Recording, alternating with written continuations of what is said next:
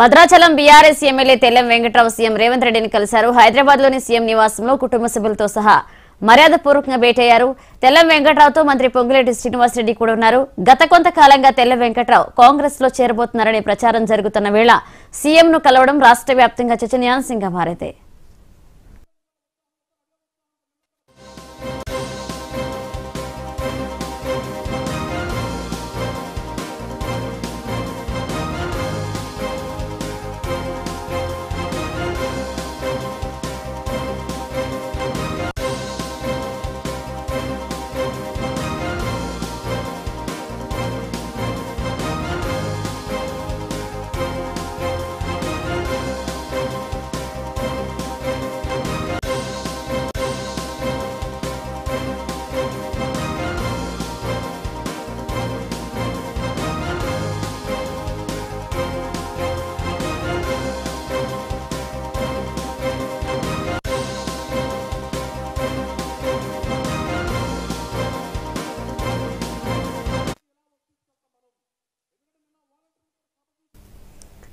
Bhadrachalam BRS MLA Tellam Venkatrao CM Revanth రెడ్డిని కలిశారు. హైదరాబాద్ లోని సీఎం నివాసంలో కుటుంబ సభ్యులతో సహా మర్యాదపూర్వకంగా భేటీ అయ్యారు. తెల్లం వెంకట్రావుతో మంత్రి పొంగులేటి శ్రీనివాసరెడ్డి ఉన్నారు. అలాగే గత కొంతకాలంగా తెల్లం వెంకట్రావు కాంగ్రెస్ లో చేరబోతున్నారనే ప్రచారం జరుగుతున్న వేళ సీఎం ను కలవడం రాష్ట్ర వ్యాప్తంగా చర్చనీయాంశంగా మారింది.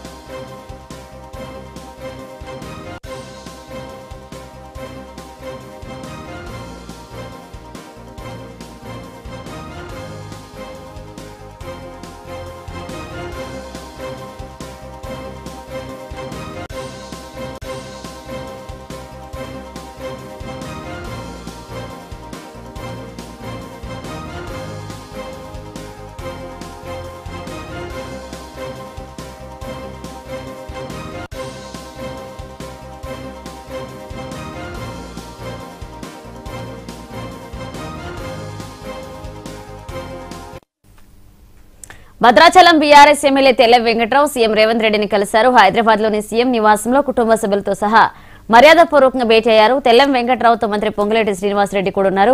గత కొంతకాలంగా తెల్లం వెంకట్రావు కాంగ్రెస్ లో చేరబోతున్నారనే ప్రచారం జరుగుతున్న వేళ సీఎం ను కలవడం రాష్ట్ర వ్యాప్తంగా చర్చనీయాంశంగా మారింది.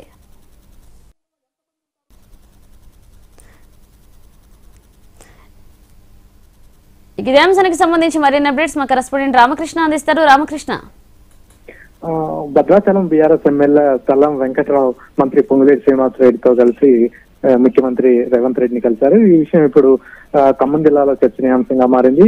ఉమ్మడి ఖమ్మం జిల్లాలో బీఆర్ఎస్ పార్టీ గెలుపొందినటువంటి ఏకైక స్థానం భద్రాచలం. ఈ భద్రాచలం నుంచి గెలుపొందినటువంటి తెల్లం వెంకట్రావు మొన్నటి వరకు కూడా కాంగ్రెస్ పార్టీలోనే ఉన్నారు. ఆయన పొంగులేటి శ్రీనివాసరెడ్డికి ప్రధాన అనుచరుడిగా ఉన్నారు. అయితే కాంగ్రెస్ పార్టీలో ఆయనకి టికెట్ లభించకపోవడంతో బీఆర్ఎస్ పార్టీలో ఆఖరి నిమిషంలో ఆ పార్టీలోకి వెళ్లి టికెట్ సాధించారు. అక్కడ విజయం సాధించారు. అయితే తెల్లం వెంకట్రావు గెలిచిన మరుక్షణం నుంచే ఊహాగానాలు వస్తున్నాయి. ఆయన పొంగులేటికి టచ్లో ఉన్నారు, ఖచ్చితంగా తిరిగి కాంగ్రెస్ పార్టీలోకి వస్తారంటూ కూడా రకరకాల ఊహాగానాలు వస్తున్నటువంటి నేపథ్యంలో ఆ సందర్భంలో తెల్లం వెంకట్రావు వాటిని ఖండిస్తూ వచ్చారు. అయితే ఈ రోజు కుటుంబ సమేతంగా మంత్రి పొంగులేటి శ్రీనివాసరెడ్డితో కలిసి ముఖ్యమంత్రిని కలిశారు. ఇక దాదాపుగా త్వరలోనే ఆయన కాంగ్రెస్ పార్టీలో చేరే అవకాశం ఉన్నట్లుగా ఆయన సన్నిహితులు అయితే చెప్తున్నటువంటి పరిస్థితి ఉంది. ఎందుకంటే ప్రస్తుతం ప్రతిపక్షంలో బీఆర్ఎస్ పార్టీలో ఉంటే భద్రాచలం అభివృద్ధికి సంబంధించి తాను అనేక వాగ్దానాలు చేశాను, వాటిలన్నింటినీ నెరవేర్చుకోవాలంటే అధికార పార్టీలో ఉంటే మాత్రమే అది సాధ్యమవుతుంది. గతంలో కూడా కాంగ్రెస్ పార్టీ అక్కడ గెలుపొందింది. ఆ సందర్భంలో అక్కడ ప్రతిపక్షంగా ఉండాల్సి వచ్చింది. ఆ సమయంలో భద్రాచలం అభివృద్ధికి నోచుకోలేదు. ప్రస్తుతం కూడా మళ్ళీ ప్రతిపక్షంలోనే ఉంటే భద్రాచలం అభివృద్ధి కుంటుపడుతుంది. కాబట్టి ఖచ్చితంగా ఆ అధికార పక్షంలో ఉంటేనే అభివృద్ధి సాధ్యమవుతుంది అంటూ కూడా తెల్లం తన అనుచరుల వద్ద అయితే చెప్తున్న నేపథ్యంలో ఈ రోజు పొంగులేటి శ్రీనివాసరెడ్డితో కలిసి ముఖ్యమంత్రిని కలవడంతో త్వరలోనే ఆయన కాంగ్రెస్ తీర్థం పుచ్చుకుంటారని చెప్పి ప్రచారం అయితే జోరుగా సాగుతుంది. దీని మీద బీఆర్ఎస్ పార్టీ ఇంతవరకు స్పందించలేదు. ఆ పార్టీ ఏ రకంగా స్పందిస్తుందో చూడాల్సి ఉంది. Right, thank you Ramakrishna.